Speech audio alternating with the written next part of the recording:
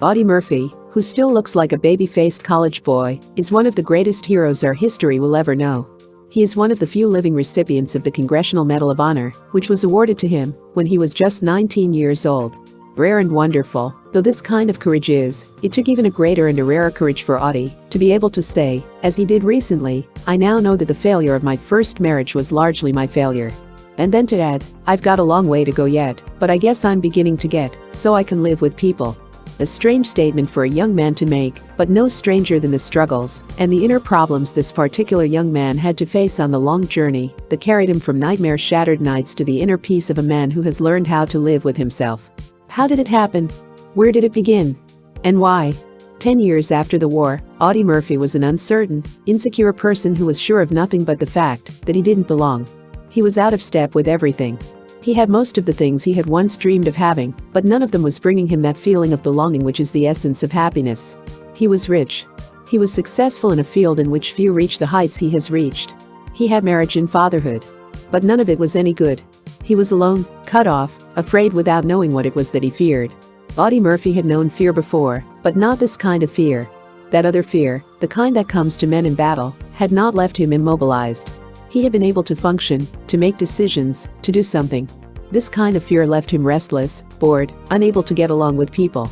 There were the nightmares that brought him to sudden, instant wakefulness and made further sleep impossible. There were the moods of depression that would send him rushing out of his pleasant home, away from quiet gentle Pam, his second wife, and their two fine sons. Because Audie is an exceptionally honest human being, he was honest with himself. He knew that he was letting these moods master him. If he didn't find some way to bring them under control, they would soon destroy the happiness he had worked so hard to achieve. Audie has always been a harsh judge of himself, and he was a harsh judge now. He made things even worse by telling himself angrily that there was absolutely no excuse for this kind of behavior. Actually, there was an excuse. There were a dozen excuses behind which a weaker man would have hidden. To this day, Audie is in almost constant pain from the leg wound he received on that incredible day he earned our nation's highest honor by holding off, single-handedly, the advance of 6 German tanks and their crews.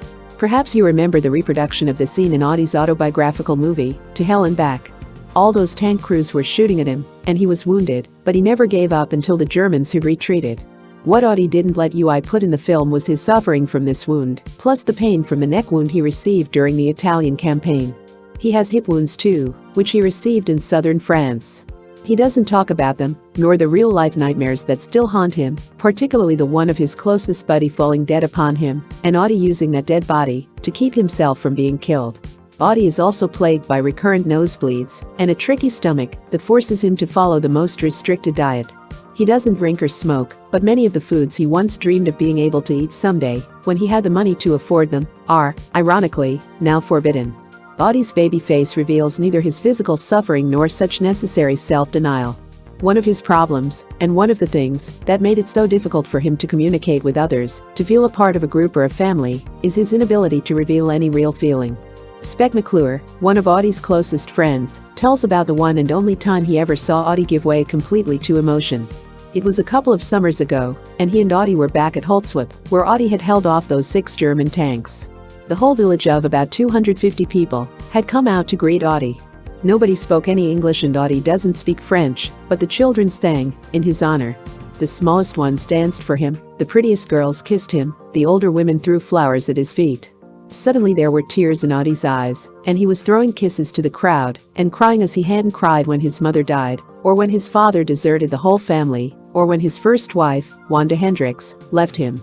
On the surface, Audie is a quiet man. Too quiet. Or too flippant, using either extreme to mask his real feelings. For instance, when he visited Arlington National Cemetery recently, he covered up the deep emotion he felt, as well as his own self-consciousness at the realization that he too was one of the nation's heroes who would someday lie there with her honored dead, by saying flippantly, "I ought to pick out my own grave while I'm here." But then, a year or so ago, a change began to take place. Audie began to admit this over-quietness, this over-flippancy, to himself. Just as, after the war, he had eternally walked the dark streets of Dallas, Texas, searching for he knew not what, so that winter he discovered that, despite his love of Pam, his love for his children, things were getting so dammed up in him that an explosion seemed inevitable. He had to find an outlet for all these troubled and troubling emotions. But how? Where? A different kind of fellow could have been helped by religion. Audie didn't have a religious upbringing. He had to be helped by thinking it out. The change in him began one day when, in the midst of a trivial, fault-finding argument with Pam, Audie stopped, walked away, and asked himself, why do I demand so much of people? Who am I to demand and expect perfection? Who was he, indeed? It was time to stand back and examine himself and his life, as though he were a cool, impersonal stranger, called in to estimate and evaluate Audie Murphy. He had always been proud of his early struggles. They had made him strong, fiercely self-reliant. But what else had they done to him? Audie was born the second son of a Texas sharecropper, another 7 children being born after him. The year was 1926, which made him 7 when the Depression began, but Audie didn't have to wait for any worldwide depression. The depression was always on for the Murphys, and after his father walked out on his mother and her brood, it was only Audie's marksman's eye, an old gun and a bullet a day, that kept them eating. By the time he was 17 he was in the army, after the Marines and the paratroopers had turned him down, because he was underweight. Within months, he was a decorated hero. Within a year he had put on 5 inches and 25 pounds, under the novelty of 3 square meals a day for the first time in his life. By 19, he was out of the army and in Hollywood. Nowhere along the way had there been any time for fun, for just plain living. Nowhere had there been time, or the opportunity to learn how to live, how to enjoy the good things of life for which he had worked and hungered. So, when they came, like marriage, they found him totally unprepared.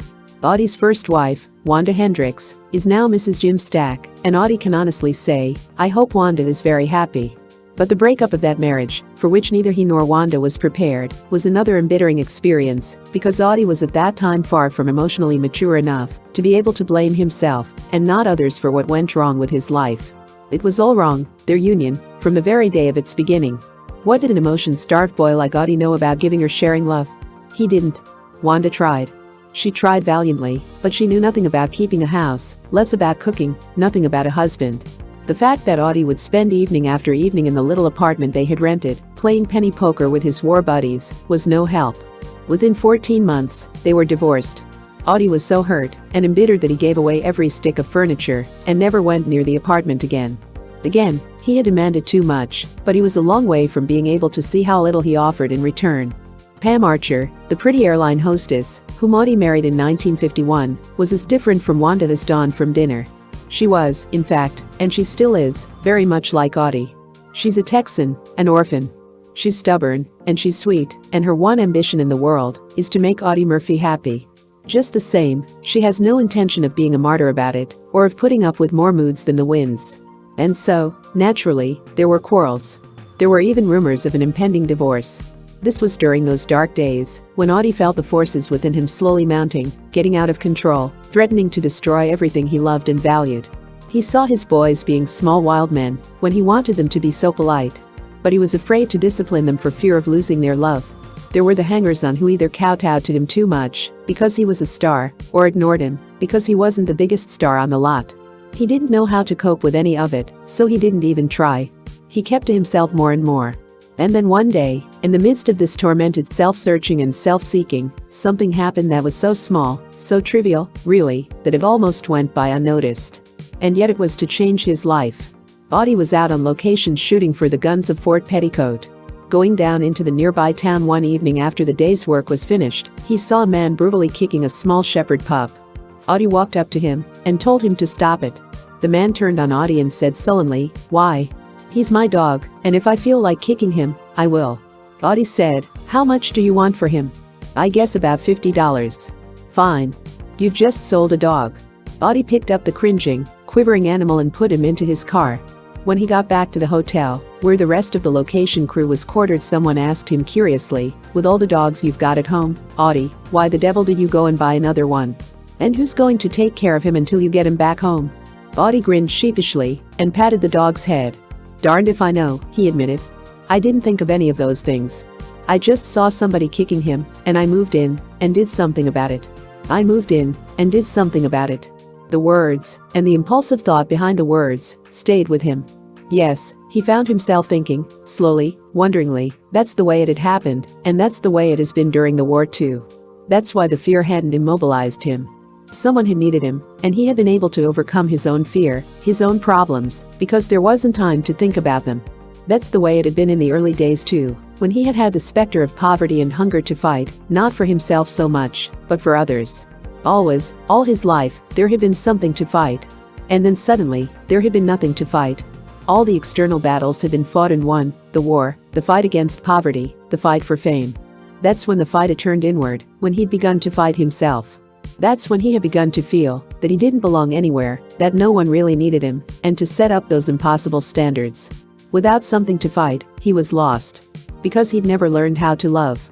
And yet, he loved this small, warm, happily whimpering dog who was snuggled down in his lap. He had been able to act quickly, spontaneously, when he saw the animal's need of him. Then why wasn't he able to act that way with his friends, his wife, his children? Why did he hold back, waiting for them to make the first move? The answer came along with the question, pinpointing his fear, dragging it out into the open, where he could face it and fight it. Audie was afraid of being hurt. Not physically hurt. He had enough courage for 10 men, and the years had built defenses around physical hurts. He was afraid of the kind of hurts he'd known as a child, the kind he'd suffered when his first marriage failed. And so he had been demanding proof that people really liked him. "I demand too much of people," he had said, often. But now, for the first time in his life, he found himself thinking, if I just gave, without thinking about whether or not people wanted me to give, if I just moved in on life the way I moved in on this puppy, not worrying about whether I'd be liked, or thanked or hated for what I did, I'd at least be doing something about it, wouldn't I? I wouldn't just be sitting around letting it get me, letting it run my life for me the way it has been doing. He looked at his newfound friend, at his newfound life, and he smiled. That warm, wonderful smile that lights up his whole face and crinkles the corners of his eyes. "Well," he said, speaking aloud, "we can try it, anyway, can't we?"